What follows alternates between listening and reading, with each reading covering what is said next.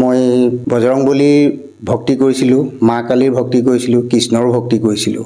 Sir মোৰ সেইবিলাকৰ পৰা ভক্তি কৰোঁতে, বজৰংবলী ভক্তি কৰোঁতে, মা কালী ভক্তি কৰোঁতে, কৃষ্ণৰ ভক্তি কৰোঁতে কোনো ধৰণৰ লাভেই হোৱা নাছিলে।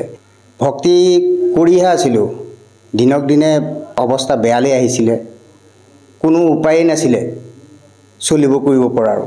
সন্ত ৰামপাল মহাৰাজৰ চৰণত নাম দীক্ষা লোৱাৰ পিছত বহুতো লাভেই হৈছে। প্ৰথম লাভটো হৈছে আধ্যাত্মিক লাভ, যিটো আমাৰ জন্ম মৃত্যু বেমাৰ, সেই বেমাৰৰ পৰা মুক্তি পোৱাটো।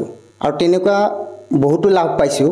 মোৰ বিয়া হোৱাৰ প্ৰায় 4-5 বছৰৰ পিছতো মই একেবাৰে নিঃসন্তান আছিলোঁ, নিজকে নিজে বহুত দুখী আছিলোঁ। গুৰুজীৰ চৰণত আহি সেইটো সন্ত ৰামপাল গুৰু মহাৰাজৰ চৰণত নাম দীক্ষা লৈ মই এটি সন্তান পালোঁ গুৰুজীৰ চৰণত ভক্তি কৰি। আৰু দ্বিতীয়তে মোৰ এটা এলাৰ্জি বেমাৰ আছিলে, য'ত নেকি বেমাৰটো মোৰ মোটামুটি 6-7 বছৰ 8 বছৰ এনেকৈ এলাৰ্জি বেমাৰ হৈছিলে। মোৰ সেই বেমাৰো সম্পূৰ্ণৰূপে, সেই মাৰাত্মক বেমাৰো সম্পূৰ্ণৰূপে দেহাৰ পৰা নোহোৱা হ'ল। আৰু লাভ পাইছোঁ কি, মোৰ চলিবলৈ একেবাৰে ব্যৱস্থা নাছিলে। গুৰুজীয়ে এটি কৰ্ম সংস্থাপনৰ ব্যৱস্থা গুৰুজীৰ ভক্তিত যেনেকৈ হ'লেও পালোঁ।